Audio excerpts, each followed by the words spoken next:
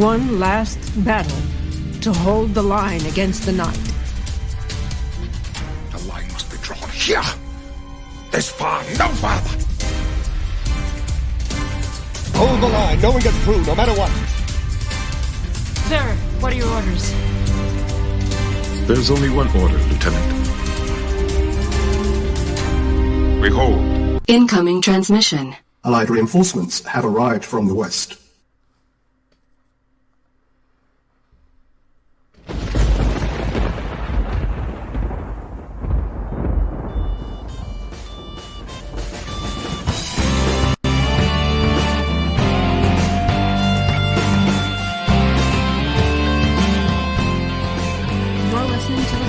On Mojo 50 Radio. The Millennial Conservative Resistance begins right here, right now.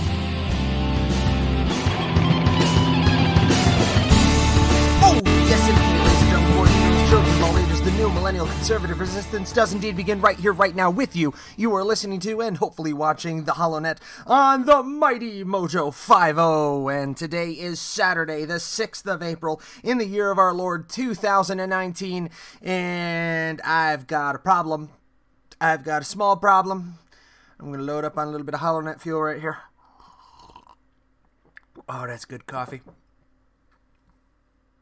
Too much happened this week. I mean it. Too much happened this week. I mean, I have got my other window open here. I know usually, we go picture in picture and I tell you all about the crazy things that went on this week. There's so much to unpack for what was a slow news week, according to Steven Crowder on Louder with Crowder on Thursday. Man, it piled up. It really did. It just slotted all in there. Brexit has come unfrick-glued. The British Parliament actually voted away any hope of a no-deal Brexit. They actually outlawed a no-deal Brexit, which is insane, which is now leaving the UK begging, President Juncker of the European Union for another extension. Please give us more time, please. Yeah, they did the worst possible thing. It's like, here's the one thing you should never do, which is vote away your ability to do a no-deal Brexit. Done. Yeah, good job, Parliament. Anyway, so we've been covering Brexit a lot over the course of the past few weeks, and I decided I want to turn our gaze back homeward because we, here in the United States, have another big problem that is as egregious, as severe, if not more. I've reported it on... Yeah, good job, Matt. I've reported on it before here on the HoloNet podcast prior to this when I was a contributor at the other company. I've written on it multiple occasions. It is the National Popular Vote, Interstate Compact, and this, ladies and gentlemen, boys and girls, jackholes on Mojo 50 and all HoloNet operatives, I'm telling you right here, right now, is the greatest clear and present danger to the Republic that we have seen since the men in gray and the men in blue duked it out in the fields of Virginia. I mean, this is the biggest threat to the cohesion and unity and continuation of our government, the way our founders intended, since the 1860s. World War I and II were huge existential threats to this nation, strategic threats to our standing within the world. But there hasn't been a threat this severe to the intrinsic unity of the American people and the way we manage our own nation like this since the Civil War. Since the Civil War. And what we're experiencing right now, we are in the midst of a cold civil war, of a cultural, rhetorical civil war. Make no mistake. Now I'm going to show you that real quick here. I'm going to go picture in picture. Picture in picture. Gotta make it work. Gotta make it work. Hey, there it is. No, it's not. Oh, Wall Street Journal. I don't want that story. Go away. Not now. It's not time yet. I have too many tabs open. I really do have too many tabs open.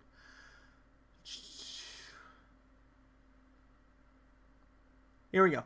CNN politics. I have to wash my eyeballs after this. Gonna make it a little bigger for the people watching online. If you're not watching online, dang it, you should be. We are on Facebook Live, facebook.com/HollowNet. We are also on the BitChutes, the YouTubes, the MeWees, everywhere the great video content is found, except for the brand new Mojo TV app, because I don't broadcast live. So we're not on the Mojo TV app yet.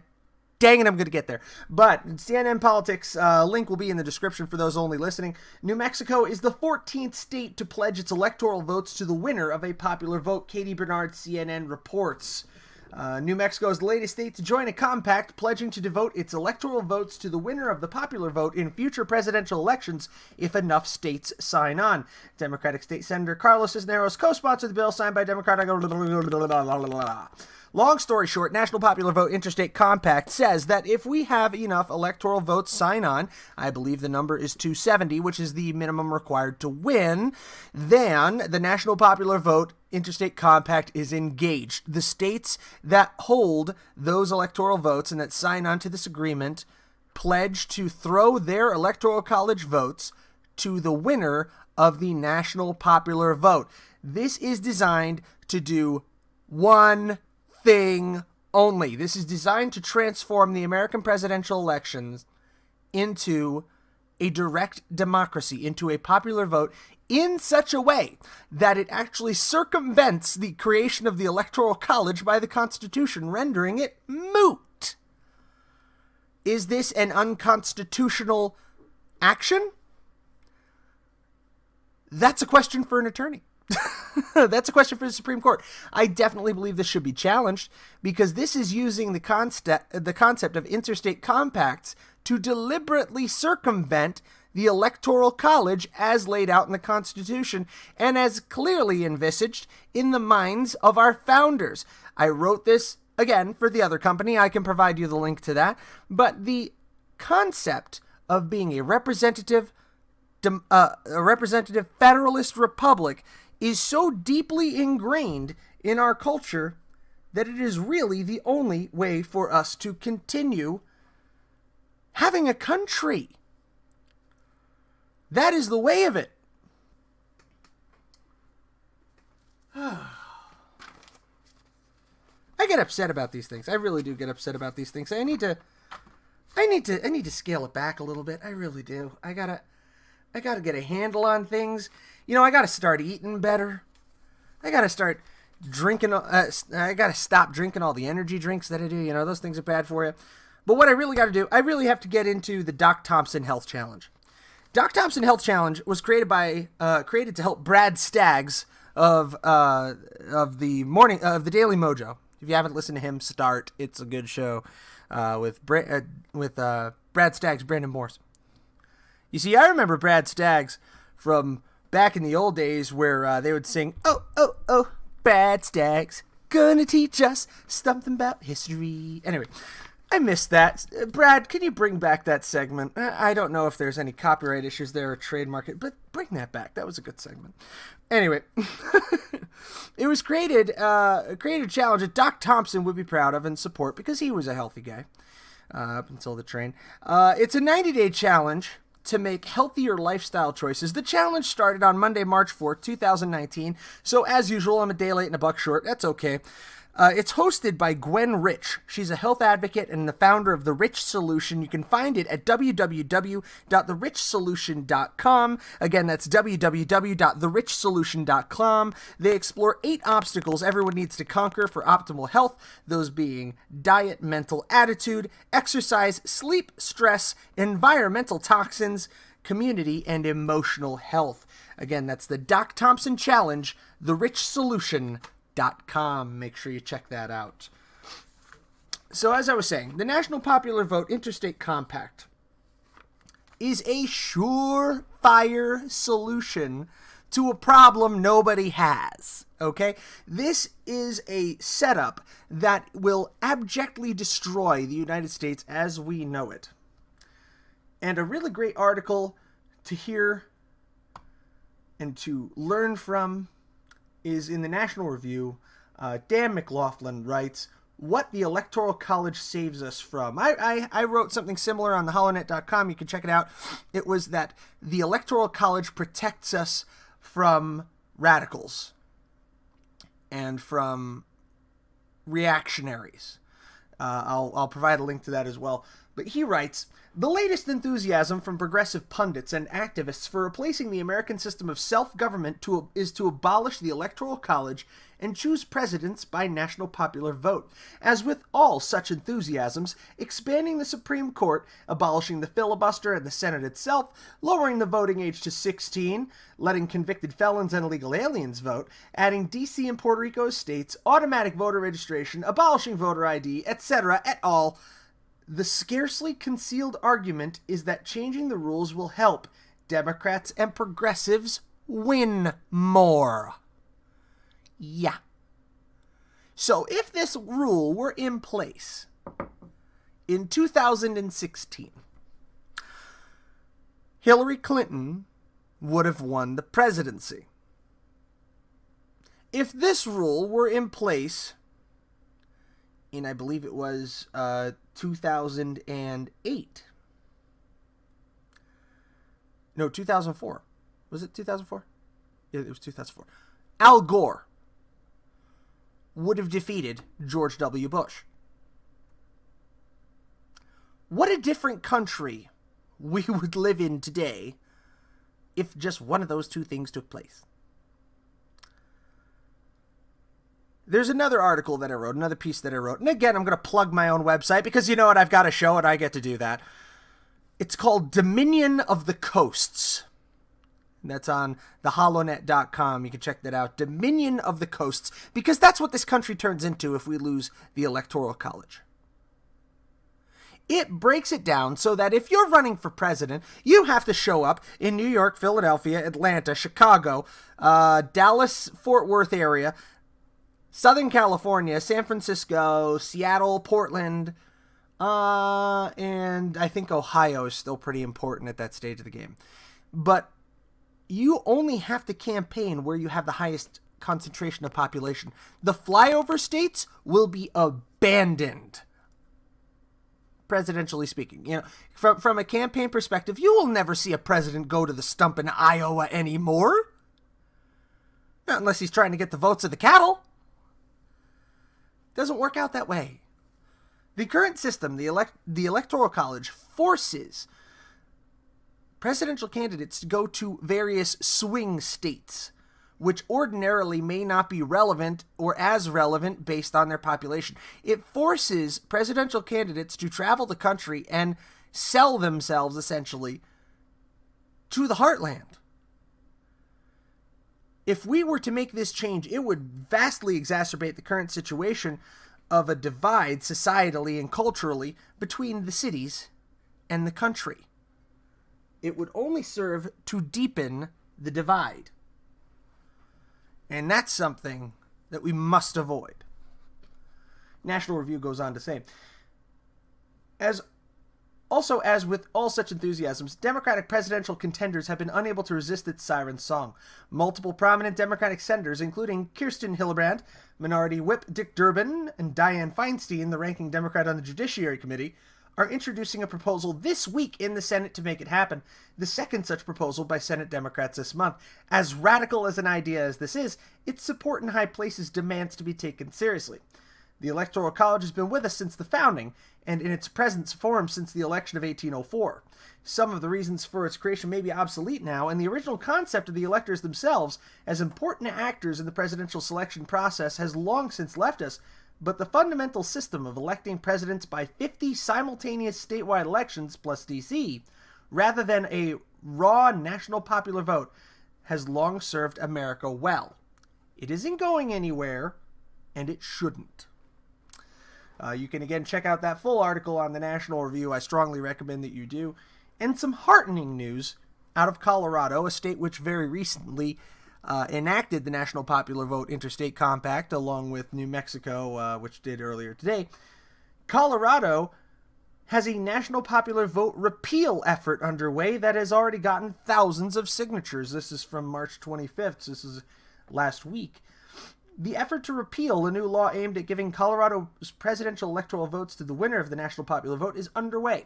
Organizers said thousands of people signed petitions at events across the state for a ballot proposal to repeal Colorado's participation with 11 other states in the District of Columbia in the National Popular Vote Interstate Compact.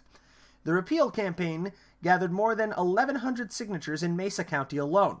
Organizers wouldn't give more specific numbers about how many signatures were collected. Governor Jared Polis signed the bill on March 15th. It pledges Colorado's 9 electoral votes to the winner of the national popular vote, along with those 11 other states. The pact would only take effect after the states with a collective total of 270 electoral votes join enough to win the presidency.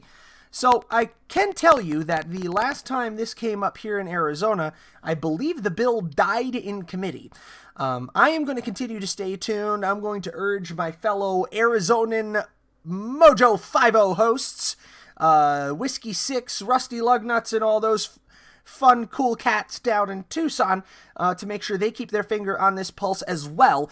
Do so in your own state. Make sure that your state government does not give away your electoral college votes just because the rest of the country decided to vote that way too.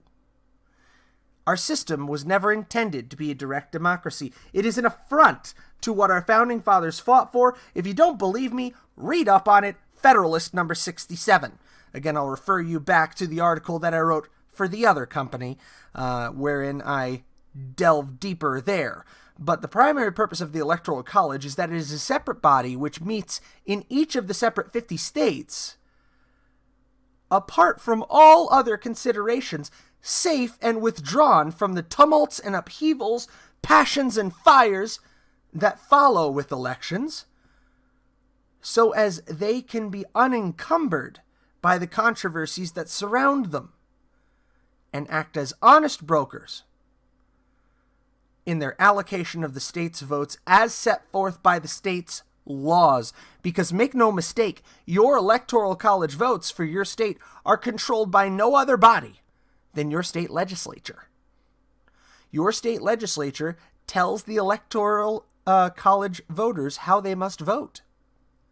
Some states require a split. Some states are winner take all. Arizona, for example. Other states have no significant laws in either direction, or they fail to enforce them, and you have rogue electoral college voters, otherwise known as faithless electors. It's something that happens so often they had to give it a cool name. So this is why the National Popular Vote Interstate Compact must be defeated. Because as it stands right now, the power over the Electoral College voters remains with the legislator of each state. It remains close to the people, and power is best served closest to the people being governed. Keep that power in your state houses. Keep the sovereignty of your states. Say no to the National Popular Vote Interstate Compact. Now, real quick, I want to give you something that you can say yes to before we go ahead and take this break. You can say yes to Patriot Mobile. It's only April, and the liberals have done absolutely everything this year they can to cause chaos. Alexandria Ocasio-Cortez, Kamala Harris, promoting infanticide, running businesses out of New York, out of business, confiscating guns. I have a question for you. Are you funding the liberal agenda? Do you know if you are? Major corporations, where you shop every day, are using their buying power to steer America towards a socialist economy. If your sales with AT&T or Verizon, your money is supporting liberal candidates. The ACLU, Unidos US, Planned Parenthood, you can support your values by switching to Patriot Mobile. Patriot Mobile offers the same reliable nationwide coverage that you will already have. Plus, they take a portion of their proceeds and support conservative organizations like the Heritage Foundation, the Susan B. Anthony List, and PragerU. God, I love PragerU. Patriot Mobile has unlimited talk and text plans starting as low as $20 a month. It's easy to switch. Call 1-800-A-PATRIOT and mention DOC, or visit patriotmobile.com/DOC. They'll waive up to 2 activation fees for you. Join thousands of Americans and switch to Patriot Mobile today. Again, that's patriotmobile.com/doc or call 1-800-A-PATRIOT and mention Doc. So now before we jump into this quick little break, it's going to be a quick little one, about 2 minutes long. Before we jump into this quick little break, I want to tell you what we're going to be looking at. I spent half the show on the National Popular Vote Interstate Compact. Look at all the tabs I have open. Look at this. I've got 1, 2, 3, 4, 5, 6, 7, 8, 9, 10, 11, 12. I have enough tabs where my computer's wanking out a little bit. It's just not working very well. This is exactly what Matt Locke described on the Conservative Cartel, by the way. If you didn't get a chance to tune into that, I had the privilege to call into him on Freestyle Friday. Does he call it Freestyle Friday or Phone Friday? I don't know what the hell he calls it. Either way, it was fun. Check out the show. He ran into the same problem, and I've seen it over and over again. I saw this from Jeffy Fisher, where you have this stack of articles you want to hit, and there's just no time. Man. When you have a week of stories that build up on you, you just have no time to get to them all. So I'm going to pick and choose here. I'm going to try to hit Rasmussen because in a recent poll, hey, President Trump just passed the 50% mark. He's at 51% approval, according to Rasmussen polls released last night. We're going to check that out when we come back. We're also going to review a Wall Street Journal article about the situation in Mexico, the latest Russian aggression in the Arctic. Is that right? And, oh, guess what? There's another civil war going on in the world that the media really... I mean, let's be perfectly honest. If it doesn't have anything to do with President Trump, they couldn't give less of a about reporting it to you. Yeah, Libya has broken out in civil war once again. Libya. You remember Muammar Gaddafi, we blew him away and people dragged him through the street until he was dead. Yeah, that. Good job. Oh, and Trump is skipping the correspondence dinner because certainly, I mean, why the hell would you want to go to a place where they're just going to kick you in the nads for 3 hours straight? Wasn't the one with, what's her name, Fox? Was it Megan Fox or something? No, Megan Fox is the pretty girl from Transformers, isn't she? I forget the name of that woman. The so-called comedian Fox, the one that threw an abortion parade or something like that. Yeah, that absolutely dreadful comic. But after last year's performance, what makes them think that the president would ever? I'm going to channel my inner Chris Jericho here. Ever want to go and do one of those again? I mean, that's masochism. That's absolute masochism. But I digress. So much to get through this week. By the way, quick announcement if you haven't heard about it. Mojo 50, very pleased to let people know that the station, the network, has recently acquired Odyssey Radio. That's ODYSY1, Odyssey1.com. They are a huge science fiction podcasting network. I am stoked. I am a huge nerd, huge Star Trek fan. Hang on, I got some crap to show. Look. It's a starship from Star Trek. I mean, I'm this much of a nerd that I own this. This is a thing that I own, and I'm just thrilled that they've joined the family now because more nerds. That music means we gotta go. Keep it right here on the HoloNet Podcast on the Mighty Mojo 50. We'll be right back.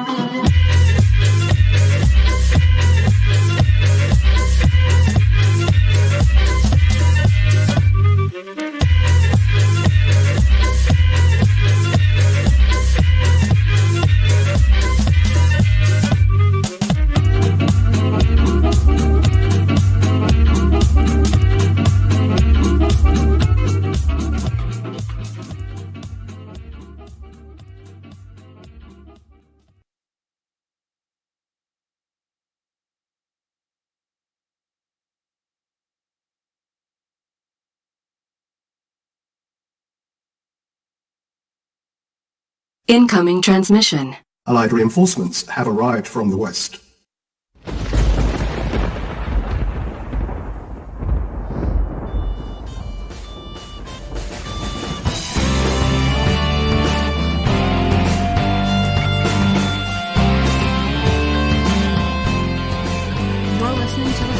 On Mojo 50 Radio. The Millennial Conservative Resistance begins right here, right now.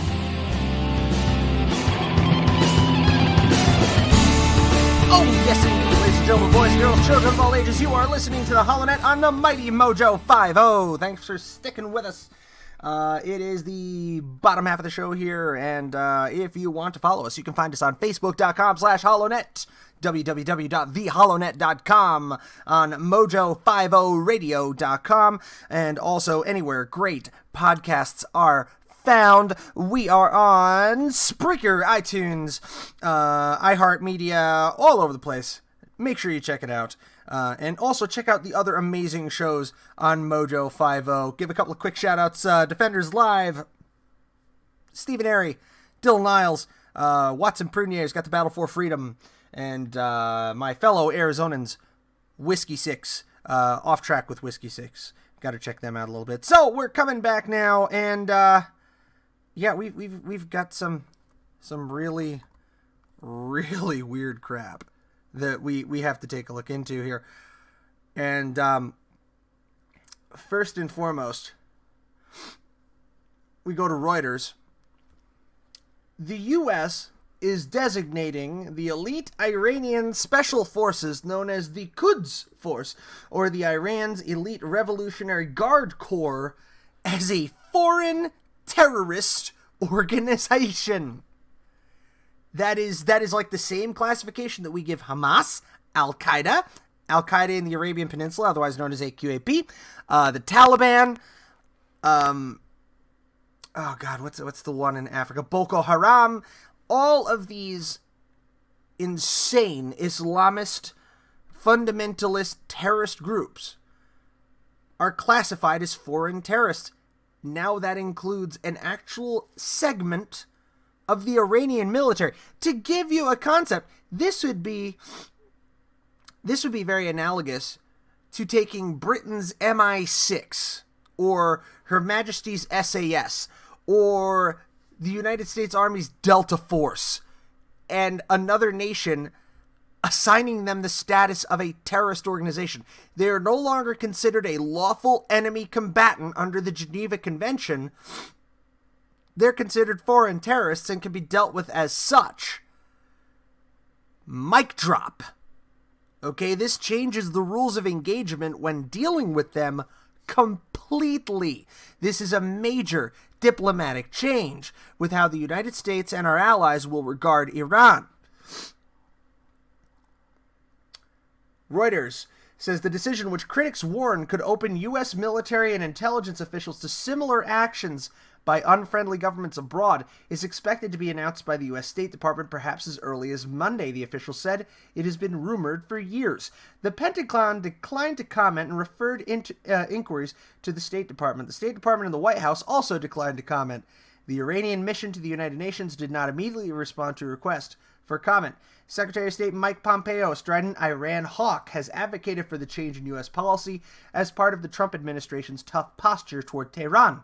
The announcement would come ahead of the first anniversary of Donald Trump's decision to pull out of the 2015 nuclear deal with Tehran and to reimpose sanctions that had crippled Iran's economy. So, things are ramping up. But again, are you going to hear about this on CNN? Probably not. Are you going to hear about this on Fox? Probably not. Are you going to hear about this on MSLSD, as Matlock calls them, MSNBC, you know, the corporate news shills of the world? No, you're not going to hear about it. Why? Because it makes President Trump look good, actually. It makes him look tough. So, of course, they're not going to report it. And they are blind to all other things moving. This is what we've been talking about here on the HoloNet, is that the news media in the United States is not only complicit, not only guilty of seeking to oust a rightfully elected president of the United States and supplant him with a I'm going to call it a constitutional process of changing us over to a national popular vote. They're seeking to blind us to everything else in the world that moves. To keep the people on the right here in the United States of the feeling and of the mind that we are alone, that we are isolated, that we are in the minority on the global stage, but we're not. And that's crucial. Sorry, I got sniffles. It's allergies. We go to Reuters again in Rome. Italy's Deputy Prime Minister Matteo Salvini said on Friday he would host a major rally of European nationalist and far-right parties to promote a shared political vision ahead of May's EU parliamentary elections. Salvini leads the ruling League Party and hopes to put together a bloc of like-minded anti-immigration parties in the European Parliament to challenge the traditionally predominant and mainstream center-left and center-right groups. However, he has so far struggled to create a broad, sovereignist front in the 28-nation European Union with a matrix of conflicting national interests hindering his progress. With time running out, he announced this week he would kick off his campaign for the May 26 vote in Milan on Monday with representatives of just 3 relatively small far-right European parties. But speaking after talks with his longtime ally, French Marine Le Pen, Salvini told reporters he planned a much more ambitious election rally next month. Quote, "We're preparing for a major event for Europe of the next 30 years in May in Italy." That doesn't look like good translation. We're preparing a major event for the Europe of the next 30 years in May in Italy. That's just awkward. Come on, Reuters, get on my level. Where we'll invite all the European movements that are alternatives to the rule of socialists and the European People's Party of recent years, Salvini said, referring to the EU's big leftist and conservative groups. It will be the first time an event drawing together at least 15 to 20 European countries will take place in Italy, he told reporters in Paris. Salvini did not say what the other parties had signed up to the initiative, which the League hopes to hold in Rome's ancient chariot racing stadium, the Circus Maximus. That's fairly interesting. Now, European parties have created multiple pan-national groups in the EU Parliament. The League, a member of the European Nations and Freedom, which includes Le Pen's National Rally and Austria's Freedom Party of Austria. Now, we've talked about the Freedom Party of Austria before. I'm surprised we're not seeing the AfD here, the Action for Deutschland. Salvini also wants to embrace other far-right national leaders whose parties are in different groups, such as Hungarian Prime Minister Viktor Orbán, we've talked about him before, and Jaroslaw Kaczynski, the head of Poland's ruling PIS party. Kaczynski met Salvini in January, but PIS, which is highly suspicious of close ties with Le Pen, and Salvini have forged with Moscow, said on Friday it would not join the May rally. So, is this part of the long play of Vladimir Putin to embrace the far-right nationalist parties of the European Union in an effort to destabilize them?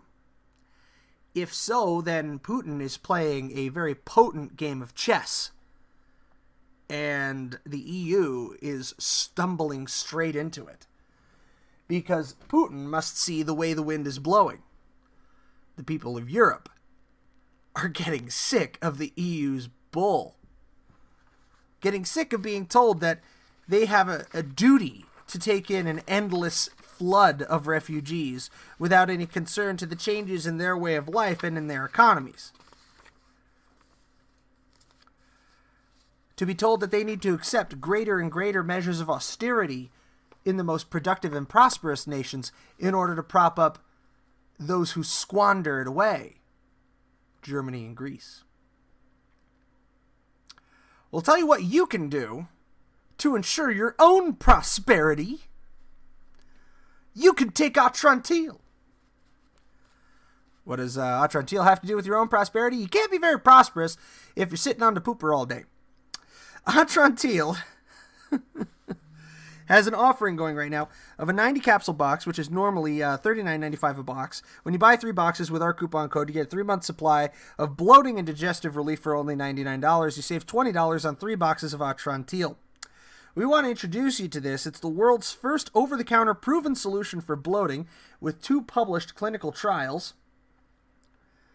and it was developed by board-certified gastroenterologist Dr. Ken Brown. It's safe for daily use. It's 100% natural polyphenols designed to address bloating problems where they begin and not just treat the symptoms. It's not a probiotic, it's not an antibiotic, but a blend of polyphenols desired by your body to work as a gut regulator to end the methane and then function as a postbiotic to benefit your overall health. The world's only digestive aid that contains Cabracho, Colorado.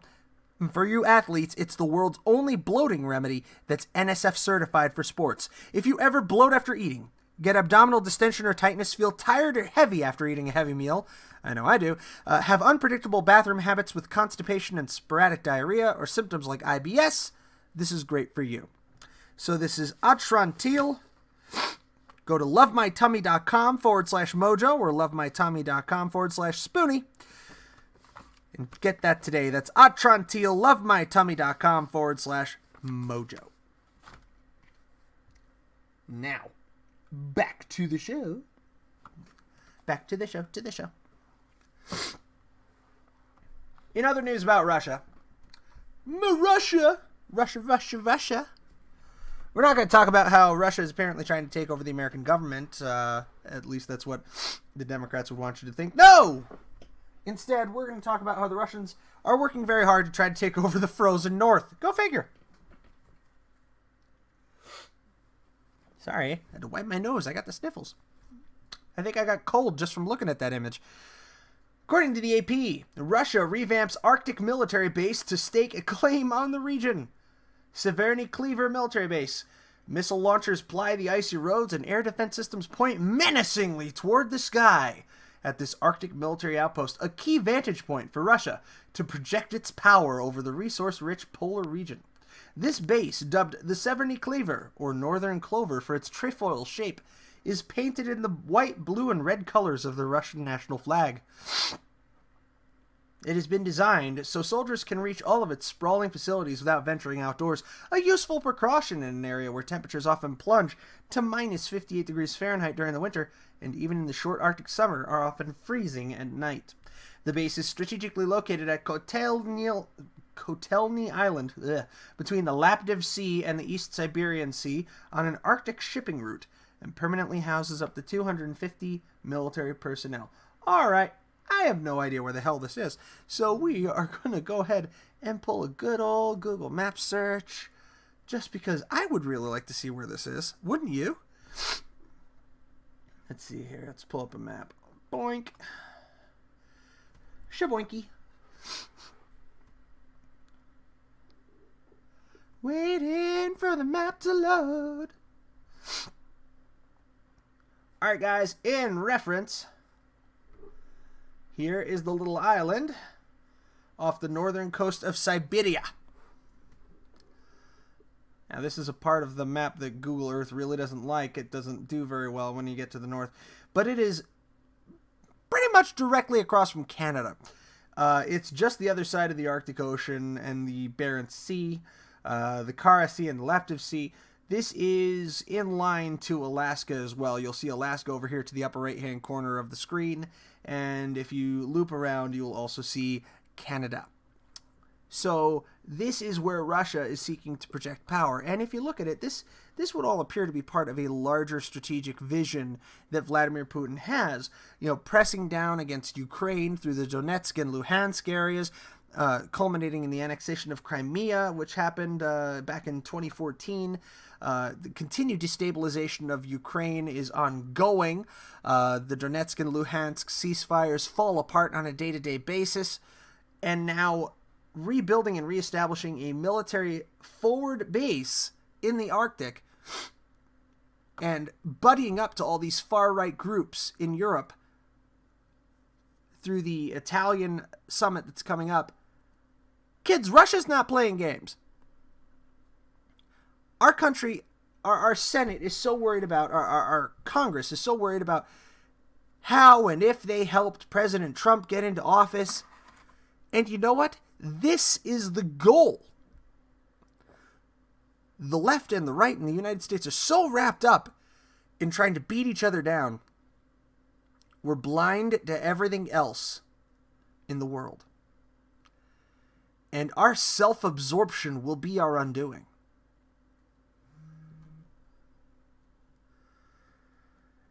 Whew. All right. Get off the soapbox, Matt. Get off the soapbox. Let's get to some fun stuff. Before the break, I mentioned the new partners in the Mojo 50 world, the recently acquired Odyssey podcast. And this is it right here. I'm pulling it up online right now. This is ODYSY1.com. And from one group of Trekkies to another, I am really, really proud and happy to welcome them to the Mojo 50 family. I'm very excited about it. Yes, in response to Ron saying I should reach out to him to see if I want to contribute on there, I am absolutely going to do so because I would love to take some time to lambast Star Trek Discovery and how much of an SJW-fueled nightmare and crapstorm that is. And meanwhile, hold up and praise a really great project that CBS and Paramount kneecapped and then repeatedly stomped in the groin, which was Axanar. Because CBS and Paramount get mad when you make a better Star Trek than they do. That's something I noticed about them. It's not really cool, but hey, it happens. So let me see here. So it's Odyssey. That's ODYSY1.com. Looks like we got some cool things on here. Let's see what the shows are. I have to explore this because I haven't had the time to do this myself. If you don't know a lot about me, I've got 4 little kids here at the HoloNet. I've got my eldest boy is 5. I've got twin 2-year-olds whose birthday, by the way, is today. That's why I'm doing this show in the wee strange hours, because it's their 3rd birthday, and this house is going to be crawling with kids and family members, so I won't have the necessary levels of quietude to record a show when I normally would. And we also have a little baby girl. She's 4 months old. So I don't get time to necessarily look into this stuff, but let's see what kind of shows we got here. Okay, so we have the Brospiracy, Trek 360, the Rob Simon Show, Mark Who 42, Stunt Trek, that looks cool, Trek Talking, Screen Fever, Disco After Party, it's just got to be a Star Trek Discovery show, The Seventh Rule of Acquisition, really? Let's see what else we've got. I'm kind of excited. UFO Odyssey, Flash Gordon, Space Patrol, Vintage Radio 2000 Plus, Tom Corbett, Buck Rogers, The Whistler, Paranormal Radio, Alpha Waves. Holy crap. This looks really cool. If you guys haven't checked it out yet, please do check it out. ODSY.com, Odyssey1.com. We're just nerd here. That I should probably call them and get on that show. The Crooked, MCSOSS, I don't know what that is. Dimension X and X-1 and Odyssey Station. All right, this looks wild. This looks so cool. I'm geeking out here. Before the break, I showed you my starship. This is the USS Excelsior, by the way. It's a really cool little toy. It actually lights up and tells you it. I'm probably going to get copyright popped by Paramount just for that. Watch. Just because I pushed the button and you heard Captain Hikaru Sulu talking, I'm going to get copyright popped. But you see, my interests are not limited exclusively to politics. I know that's what I handle here on the HoloNet, by and large, but this is just really, really wild. So, welcome, Odyssey 1, to Cuddle Me Buff LLC, Cuddle Me Buff Media and the Mojo 50 family, along with Mojo 50 and Spoonie. So you got your politics, your philosophy, your food, and now your science fiction and paranormal. So that is just wild beyond any and all compare. Next up, I'm going to take you to the Wall Street Journal, the good old WSJ, which is kind of an inversion of SJW. Isn't that funny? Anyway, Mexico struggles to contain surge in Central American migrants. No, you think? A softening of the country's migration policies, along with the severe drought in Guatemala, account for the bulk of the increase. by Juan Montes. Oh, I'm going to pronounce this for extra points. In Huehuetenango, Guatemala, and Santiago Perez in Mexico City. Huehuetenango. Huehuetenango. Wow. Huehuetenango. If some Mojo Jackhole can do a better job pronouncing that than me, I'd like to see him try. Huehuetenango. Okay? Okay. Mexico is struggling to contain a surge of Central American migrants making their way to the U.S. border that has been fueled by a softening. Oh, God, I gotta buy a bell. Yeah, here. Here's a bell.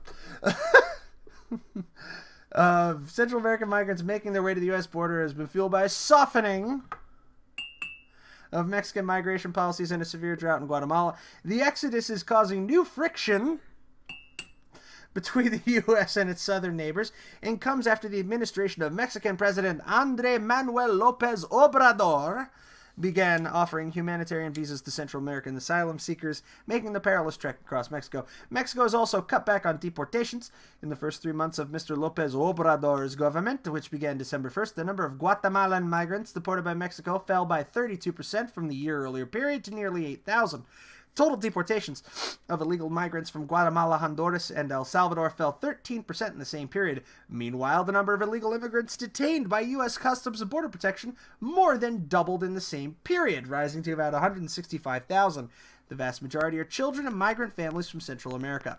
Homeland Security Secretary Kirstjen Nielsen said her agency estimates that about 100,000 migrants crossed the border illegally or asked for refuge at illegal border crossing in March, a level not seen in more than a decade. President Trump threatened last week to shut down the U.S. border if Mexico didn't do something to stem the flow of Central Americans. On Thursday, he backed away from the threat, but raised the possibility of imposing tariffs on cars. He also ordered U.S. aid to Honduras, Guatemala, and El Salvador be cut off. What are your thoughts? I think President Trump should have stuck to his guns on this one. I really do. He should have just shut down the damn border. You know, I've learned, and I'm still learning, about credible threats when you're dealing with an issue of discipline. And I'm working on that as a parent. When you issue a threat, you need to follow through. And President Trump hasn't done that in this case, and it's a weak point in our foreign policy. Speaking of things you should follow through on, which is a god-awful segue. I got to work on that. Cat coolers. Cat coolers are so rugged. It's a cooler that changes everything. It's rugged. It keeps ice cold for 7 days. It's made in the USA. Fully customizable. Get your HoloNet logo on that bad boy. 4 different colors are available. White, black, yellow, and camouflage. Codes for the cat coolers. I'm not cool enough to have a code yet, so I'm going to tell you, put in Watson this week. You can get 10% off. That's www.catcoolers.com. www.catcoolers.com. Rare cat coolers. Summer's just around the corner. If you like camping like I do, if you like fishing, like hunting. If anybody else likes hunting, I'm terrible at it. So if you want to bring me some elk, I love elk. Elk's great. I don't think elk's in season right now, though. My wife's former coworkers used to bring us home elk. My current coworker, one of my colleagues, her husband bagged an elk on a recent trip. He actually got his stamp for it. And we just finished the elk off. We just finally used the last 2 pounds, and we made some fantastic elk chili. And man, he needs to get back in the forest and bag us another one. So this has been, what I've tried to do is kind of a funner, lighter, more energetic HoloNet, because I felt like I was getting really maudlin last couple of weeks. I felt like one of those episodes of MASH that you walk away from feeling a little sad. So I wanted to kind of amp up the energy, amp up the attitude here.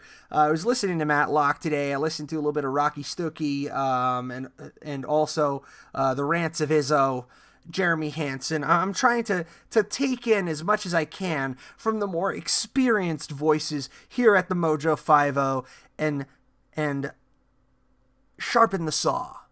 continue bringing you the content, the news that you're not going to hear in other places. That's the purpose of the HoloNet. The HoloNet is here to catch the news that you otherwise would not see or hear or be exposed to, and bring it to you. That's why we talk about the fact that there's an ongoing civil war in Libya right now. In fact, Benghazi has already fallen to the forces of the Eastern Libyans. I'll put a link down in the description. They're currently fighting over the city of Tripoli again. So this is another ongoing civil war that the press refuses to talk to us about. That takes us to Reuters, by the way. After years of saber-rattling, Eastern Libyan commander Khalifa Haftar ordered his troops on Thursday to march on the capital, Tripoli, escalating a conflict with the internationally recognized government. He's encircling the capital as forces approach from the southwest. The offensive marked a dramatic escalation in the power struggle that has dragged on in Libya since the overthrow of Gaddafi. This is another piece of news. This is another crucial piece of need-to-know information that CNN and MSNBC and Fox and all the rest have got their heads so far... I pre-bleeped myself. Got their heads so far up there that they just don't want to report it, because for them, they are in it to get President Trump out of office. That is all they care about, and that is all they want you to care about as a nation and as listeners and viewers. They're keeping you intentionally blind to everything else in the world that moves. You know why? Because all of this makes for excellent fear-mongering if you're not kept informed. And come 2020, they'll be able to say, look at what's been going on behind your backs and under your noses during the Trump administration. It's all his fault.